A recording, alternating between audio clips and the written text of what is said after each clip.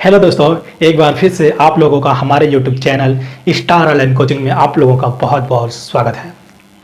दोस्तों, हम लोगों ने इससे पिछली वाली वीडियो में करीब 66 क्वेश्चन को सॉल्व कर लिया था, जो यूपीएसआई की प्रीवियस ईयर एग्जाम में टाइम एंड वर्क से संबंधित क्वेश्चन पूछे गए थे। तो दोस्तों, आज मैं आप लोगों को इस वीडियो में 66 क्वेश्चन से आगे के क्वेश्चन को सॉल्व करवाऊंगा, जो एग्जाम में यूपीएसआई की प्रीवियस ईयर एग्जाम में यानी 2017 के एग्जाम में पूछे गए थे, और एक शानदार बेहतरीन कंसेप्ट के साथ। तो दोस्तों, चलते हैं 67 क्वेश्चन को स्टार्ट करते हैं। तो 67 आप लोगों को व्हाइट बोर्ड पे दिख रहा होगा। तो क्वेश्चन नंबर 67 दोस्तों यह कहता है कि मनीष 40 दिनों में किसी काम के एक हिस्से को पूरा कर सकता है। यदि रणजीत मनीष की तुलना में 60% अधिक कुशल है, तो अकेले काम को पूरा करने के लिए रणजीत द्वारा लिया गया समय ज्ञात करें। दोस्तों, हम लोगों ने इस टाइप के क्वेश्चन प्रीवियस वीडियो में सॉल्व कर चुके हैं, और अक्सर क्या होता है दोस्तों, क्वेश्चन हमेशा इसी तरीके से रिपीट होता है। सिर्फ क्या होता है कि उसकी वैल्यू को चेंज कर दिया जाता है। तो दोस्तों, मैं आप लोगों से सिर्फ यही कहूँगा कि जब भी आप एग्जाम देने जाइए, आप प्रीवियस ईयर जो क्वेश्चन आए हैं तो उस क्वेश्चन को आप एक बार लगा के जाइए। क्या होता है कि जब आप लगा के जाएंगे तो क्वेश्चन जो होता है आप लोगों को आसानी से क्लियर हो जाएगा। और अधिकतर क्या होता है कि पैटर्न जो होता है वही सेम रहता है, सिर्फ क्या होता है कि क्वेश्चन में जो वैल्यू होती है वही चेंज रहता है। तो इससे आप लोगों को बेनिफिट मिलेगा। अगर आप लोग क्वेश्चन को लगाए रहेंगे तो आप लोगों को अच्छे से क्वेश्चन को सॉल्व कर पाएंगे।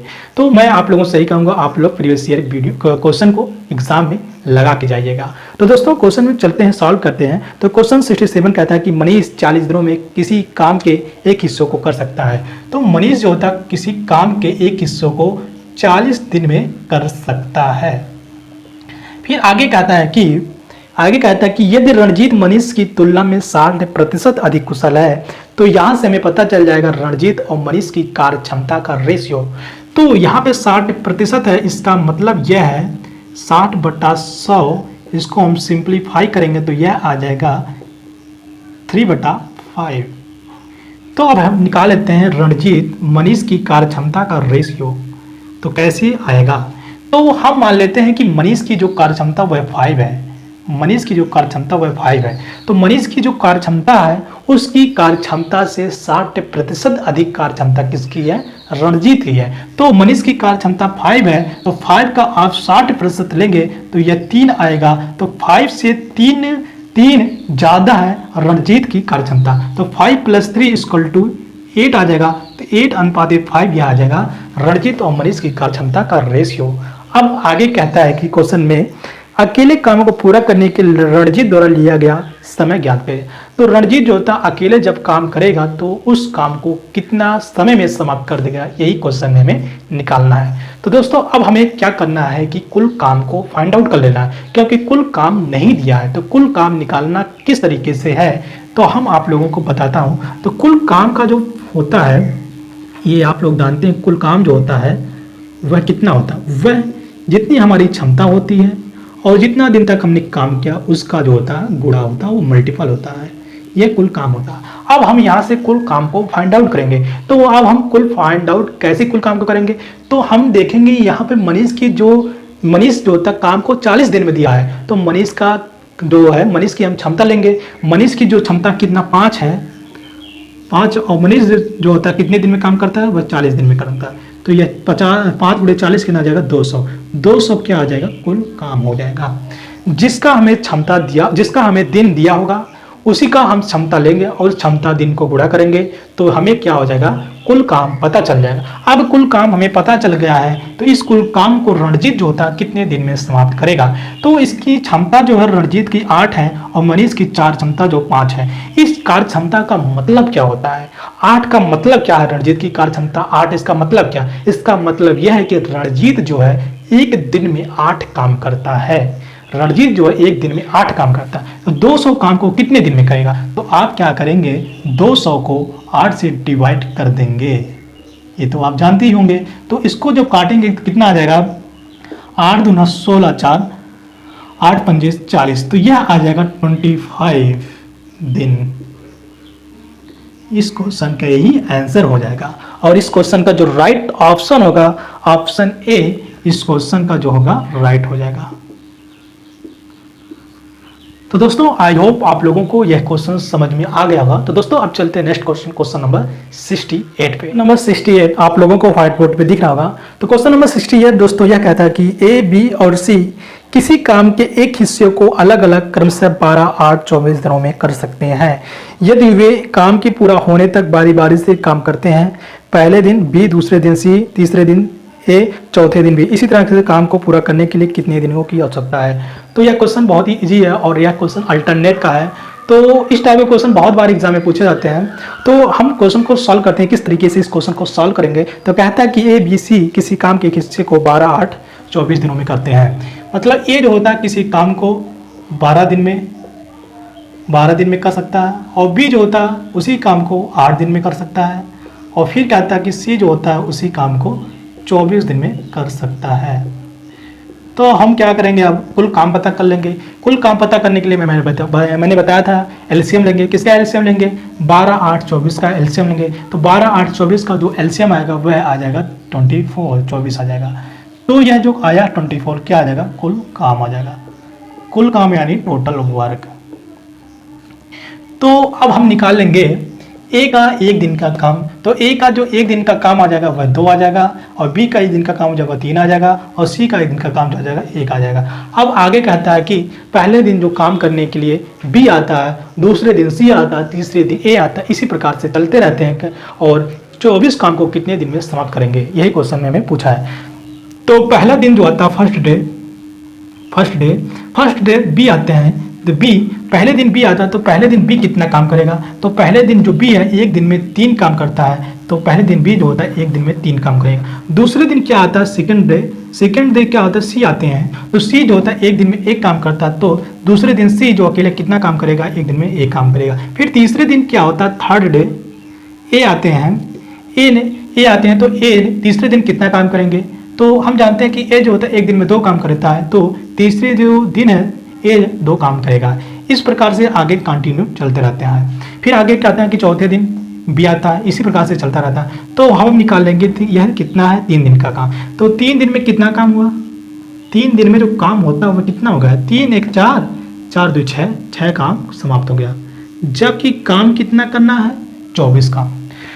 3 दिन में 6 काम समाप्त हो जाता है, तो 24 काम कितने दिन में समाप्त होगा? यही है। तो आप निकाल सकते हैं 8 त्रिक 24, मतलब काम कितना है? 24 काम। तो हम 6 × 4 करेंगे तो यह आ जाएगा 24 काम। जब हमने 6 में इस साइड में 4 से गुणा करा, तो हमें इस साइड में भी 4 से गुणा करना पड़ेगा 3 में। तो यह आ जाएगा 12, 4 × 3 = 12। तो 12 दिन में 24 काम समाप्त हो जाएगा। तो इस क्वेश्चन का आंसर हो जाएगा 24 जो काम समाप्त होगा वह 12 दिन में समाप्त हो जाएगा, 12 दिन में। और इस क्वेश्चन का जो आंसर हो जाएगा राइट ऑप्शन है, ऑप्शन जो सी है, इस क्वेश्चन का राइट आंसर हो जाएगा ऑप्शन सी। आई होप दोस्तों आप लोगों को यह क्वेश्चन समझ में आ गया होगा। तो दोस्तों अब चलते हैं नेक्स्ट क्वेश्चन नंबर 69 पे। तो दोस्तों क्वेश्चन नंबर 69। तो 69 क्वेश्चन यह कहता है कि ए और बी क्रमशः 25 दिनों 20 दिनों में किसी काम के हिस्से को कर सकते हैं। वे एक साथ काम को शुरू करते हैं, लेकिन 10 दिनों के बाद ए छोड़ देता है। शेष कार्य अकेले बी द्वारा पूरा किया जाता है। तो काम पूरा करने के लिए गए दिनों की कुल संख्या का पता लगाएं। क्वेश्चन बहुत ही आसान है। तो क्वेश्चन को हम सॉल्व करते हैं कि कहता है कि ए बी क्रमशः 25-20 दिनों में किसी काम को कर सकते हैं। ये जो होता है काम को 25 दिन में कर सकता है। फिर बी जो होता है उसी काम को 20 दिन में कर सकता है। यह क्वेश्चन में कहा है। तो अब आगे हम क्या करेंगे? कुल काम पता कर लेंगे। कुल काम पता करने के लिए वही तरीका लगाएंगे, एलसीएम लेंगे। तो हम 25 और 20 का एलसीएम लेंगे तो कितना आ जाएगा? 25-20 का जो एलसीएम आ जाएगा वह कितना आ जाएगा? 100 आ जाएगा। 100 क्या आ गया? कुल काम यानी टोटल वर्क। अब हम निकाल लेंगे कि ए का एक दिन का काम। तो ए का एक दिन का जो काम होगा 100 को 25 से भाग देंगे तो ए का एक दिन का जो काम आ जाएगा 4 आ जाएगा। अब बी का एक दिन का जो काम आ जाएगा वह कितना आ जाएगा? 5 आ जाएगा। यह हो गया। आगे क्वेश्चन में यह कहता है कि वे एक साथ काम को शुरू करते हैं। तो दोनों एक साथ काम को शुरू करते हैं, तो दोनों का एक दिन का कितना काम करेंगे वह हम निकाल लेते हैं। तो दोनों का एक दिन का जो काम होगा वह कितना हो जाएगा, एक दिन का काम 5 और 9 हो जाएगा। दोनों का एक दिन का जो काम होगा वह 9 हो जाएगा। तो आगे कहता है कि वह 10 दिनों के बाद, मतलब 10 दिन तक दोनों जो होता है एक साथ काम करते हैं। तो दोनों एक साथ 10 दिन तक कितना काम करें यह हम निकालेंगे। तो दोनों एक साथ जो होता है एक दिन में 9 काम करते हैं, तो 10 दिन में कितना काम करेंगे, 9 × 10 यानी 90 काम करते हैं दोनों 10 दिन में। यह हो गया, इतना काम करते हैं दोनों मिलकर 10 दिन तक। उसके बाद क्या होता है कि ए 10 दिन के बाद छोड़ देता है। फिर 10 दिन के बाद जब ए काम को छोड़कर चला जाता है तो बी जो है अकेला बचता है। तो बी जो अकेला बचता है वह जो रिमेनिंग यानी जो शेष काम बचा है उसको कितने दिन में समाप्त करता है। अब हम इसको निकाल लेते हैं कि वह जो शेष काम है, बी जो अकेला बचता है शेष काम को कितने दिन में समाप्त करता है। तो यहाँ से शेष काम कितना आ जाएगा, तो शेष काम जो आएगा वह कितना आ जाएगा, 90 काम तो हो गया, 100 में से 90 काम हो गया, तो कितना बचा, 10 काम बचा। 10 काम को बी कितने दिन में समाप्त करेगा, तो बी जो होता है एक दिन में 5 काम करता, तो 10 काम को कितने दिन में करेगा, 10/5। तो यह बी जो होता है 2 दिन में काम को समाप्त कर लेगा। तो यह काम कितने दिन में समाप्त हो गया, यह पूछा है। दिनों की संख्या कितनी है, 100 काम को समाप्त करने के लिए कितना दिन लगा। तो यहाँ पर 10 दिन तक दोनों साथ में काम करते हैं और जो रिमेनिंग काम बचता है वह भी अकेले 2 दिन में समाप्त कर देता। तो कुल कितने दिन लगे, 10 + 2 कुल 12 दिन लगे काम को समाप्त करने के लिए। और इस क्वेश्चन का यही आंसर हो जाएगा। और इसका जो राइट ऑप्शन है ऑप्शन सी, ऑप्शन जो सी है इस क्वेश्चन का राइट हो जाएगा। आई होप दोस्तों आप लोगों को यह क्वेश्चन समझ में आ गया होगा। तो दोस्तों अब चलते हैं नेक्स्ट क्वेश्चन, क्वेश्चन नंबर 70। तो दोस्तों क्वेश्चन नंबर 70 आप लोगों को व्हाइट बोर्ड पे दिख रहा होगा। तो क्वेश्चन नंबर 70 यह कहता है कि सार्थक 14 दिनों में रेत के एक गड्ढे को भर सकता है, जबकि विवान को इसे भरने के लिए 35 दिन लगते हैं। अली 12 दिनों में एक भरे हुए रेत के गड्ढे को पूरी खाली कर सकता है। यदि खाली गड्ढे में तीनों एक साथ कार्य शुरू करते हैं तो रेत का गड्ढा फिर से कितने दिनों में भर जाएगा। दोस्तों यह भी क्वेश्चन बहुत ही आसान है। सिर्फ इसमें यही कहा है कि अली जो होता है 12 दिनों में भरे हुए रेत के गड्ढे को पूरी तरह से खाली करता है। यहाँ पे खाली करता है, 2 क्या कर रहे हैं, उसको गड्ढे को भर रहे हैं, जबकि तीसरा जो है उसको खाली कर रहा है। जो खाली कर रहा है उसको हम क्या लेंगे, माइनस। बस इतना कर लेंगे, उसके बाद हमारा क्वेश्चन आसानी से पिछली क्वेश्चन की तरह सॉल्व हो जाएगा। तो कैसे करते हैं, तो यहाँ पे कहता है कि सार्थक यानी यह समझ लेते हैं, सार्थक 14 दिनों में रेत के एक गड्ढे को भर सकता है, 14 दिन में। फिर आगे कहता है कि विवान को इसको गड्ढे को भरने के लिए 35 दिन लगते हैं। विवान को जो होता है खाली गड्ढा है उसको भरने में 35 दिन लगते हैं। फिर आगे कहता है कि अली जो होता है भरा हुआ गड्ढा है, उस गड्ढे को भरे हुए गड्ढे को 12 दिन में खाली करता है। मतलब ये खाली कर रहा है, भरने का काम नहीं कर रहा है ये, जबकि यह दोनों जो है भरने का काम कर रहे हैं। तो भरेंगे तो प्लस, अगर निकाल रहे हैं तो माइनस लेंगे। तो हम लेंगे इसको 12 माइनस 12 दिन आ गया। कितना हो गया दोस्तों। अब हम क्या करेंगे, कुल काम निकाल लेंगे, यानी निकाल लेंगे गड्ढे की कैपेसिटी, यानी कुल काम निकाल लेंगे सिंपल लैंग्वेज में। तो कुल काम निकालने के लिए मैंने बताया था कि एलसीएम लेंगे। तो हम एलसीएम लेंगे 14, 35 और 12 का एलसीएम लेंगे। तो हम एलसीएम लेते हैं कैसे, तो मैं बताता हूँ कि 14 है तो 14 को करेंगे 7 × 2, 35 है तो हम करेंगे 7 × 5 35, फिर 12 है तो हम इसको लिख लेंगे 4 × 12। तो हम एलसीएम कैसे लेते हैं, तो हम यहाँ से स्टार्ट करते हैं 1 से। 1 तो है नहीं, 1 की सबसे मैक्सिमम पावर की 1 तो होता ही है, हमेशा हिडन होता है तो हम छोड़ भी सकते हैं। तो हम देखेंगे 1 के बाद 2 की सबसे मैक्सिमम पावर लिखते हैं, 2 की सबसे मैक्सिमम पावर। तो 2 की मैक्सिमम पावर कितनी है, 2 इसमें 1 है, जबकि इसमें 2 की मैक्सिमम पावर यानी 4 को हम लिख सकते हैं 2 × 2, यानी यह क्या है 2 की मैक्सिमम पावर यानी 2 की पावर 2। तो 2 की जो मैक्सिमम है पावर है वह कितनी है, 4 हो जाएगी। अब उसके बाद हम 3 कर लेंगे, तो 3 की मैक्सिमम पावर कितनी है, तो 3 की मैक्सिमम पावर कितनी है, 3 ओनली है। इसके बाद हम लेंगे 4, क्योंकि 4 नहीं लेंगे क्योंकि 4 जो होता है 2 का फैक्टर होता है। तो हम क्या लेते हैं, हमेशा प्राइम को लेते हैं, तो प्राइम लेते हैं यानी अभाज्य संख्या को। तो उसके बाद हम लेंगे 5 की मैक्सिमम कितनी पावर है, 5 है। इसके बाद 6 नहीं लेंगे क्योंकि 6 प्राइम नंबर नहीं है। इसके बाद 7 लेंगे, तो 7 की मैक्सिमम कितनी है, 7। तो हम इसको क्या लेंगे, गुणा कर लेंगे। तो गुणा करेंगे तो कितना आ जाएगा, 4 3 12 5 60 यानी 420 आ जाएगा। यह जो मैंने एलसीएम दोस्तों निकाल के बताया है, यह वर्बली आप लोग कर लेंगे। सिर्फ अगर आप लोगों की प्रैक्टिस अच्छी है तब आप इसको वर्बली कर लेंगे विदाउट पेन और विदाउट पेपर के। तो यहाँ से हमें जो कुल काम पता चल जाता है 420 या जो होता है टोटल वर्क आ जाता है। तो दोस्तों हम इसको रफ कर देते हैं। तो अब हम क्या करेंगे, सार्थक का एक दिन का काम निकालेंगे। तो सार्थक एक दिन में कितना काम करेगा, 420 से आप 420 को आप 14 से भाग देंगे तो यह कितना आ जाएगा, 30 आ जाएगा।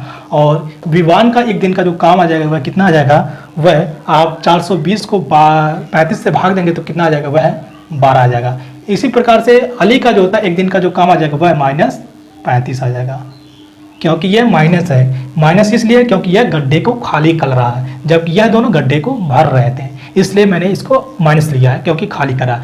तो अब हम क्या करेंगे, तीनों को ऐड कर लेंगे। तो सार्थक, विवान और अली का एक दिन का काम निकाल लेंगे। तो एक दिन का जो काम आ जाएगा वह कितना आ जाएगा, 30 + 12 कितना, 42 - 32 करेंगे तो यह कितना आ जाएगा, 35 7 42 7 आ जाएगा। तो सार्थक, विवान, अली जो होता है एक दिन में 7 काम करते हैं, यानी सब तीनों मिलकर एक दिन में गड्ढा जो है उसे भरते हैं। मतलब 7 कुछ भी मान सकते हैं, उसकी कैपेसिटी है। तो 7 भरते हैं, 7 काम करते हैं। तो 420 है, 420 को काम को कितने दिन में करेंगे, तो 420 को आप 7 से भाग देंगे तो यह आ जाएगा 60 दिन। तो यह आ जाएगा 60 दिन आ जाएगा। और दोस्तों इस क्वेश्चन का जो राइट ऑप्शन है, ऑप्शन जो है इस क्वेश्चन का ए राइट हो जाएगा। तो दोस्तों क्वेश्चन बहुत ही इजी था, सिर्फ यहाँ पर गड्ढे को खाली कर रहा था इसलिए यहाँ पर माइनस यही था, थोड़ा कंफ्यूजिंग, बट क्वेश्चन में कुछ भी नहीं था। आगे हम चलकर पाइप एंड कार्टेशियन में इस टाइप के क्वेश्चन बहुत ही सॉल्व करेंगे, तो आप लोगों को वहाँ पर इस टाइप के क्वेश्चन बहुत अच्छी तरह से समझ में आ जाएगा। यहाँ पे भी आप लोगों को समझ में आ गया होगा। तो दोस्तों अब आगे के क्वेश्चन को हम नेक्स्ट वीडियो में लेके आएंगे। और दोस्तों अगर आप लोग इस चैनल को सब्सक्राइब नहीं किए हैं और पहली बार आए हैं तो दोस्तों आपसे रिक्वेस्ट है आप लोग इस चैनल को सब्सक्राइब कर लीजिए। और दोस्तों अगर आप लोगों को यह वीडियो पसंद आता है तो आप लोग इस वीडियो को शेयर कीजिए और ज़्यादा से ज़्यादा लाइक कीजिए। अगर आप लोग शेयर लाइक करते हैं तो इससे मुझे क्या मिलेगा, मोटिवेशन मिलेगा, मोटिवेट होगा। तो मैं आप लोगों को अच्छी से अच्छी क्वालिटी की वीडियो प्रोवाइड करने का प्रयास करूंगा और प्रयास नहीं आप लोगों को लेके आऊँगा भी। तो दोस्तों आप लोगों से ये रिक्वेस्ट है आप वीडियो को ज़्यादा से ज़्यादा शेयर कीजिए और लाइक कीजिए। अगर चैनल पर पहली बार आते हैं तो आप लोग इस चैनल को सब्सक्राइब कर लीजिए और साथ में बेल आइकन बटन को भी प्रेस कर लीजिए। प्रेस करेंगे तो आप लोगों को वीडियो का नोटिफिकेशन सही टाइम पर मिल जाएगा। अदरवाइज आप नहीं प्रेस करेंगे तो आप लोगों को वीडियो नहीं मिल पाएगा, फिर आप लोग खोजेंगे तभी नहीं मिलेगा। खोजने पर तो मिल जाएगा लेकिन आप लोगों को टाइम लगेगा। तो दोस्तों मिलते हैं नेक्स्ट वीडियो में, तब तक के लिए बाय बाय, टेक केयर, जय हिंद।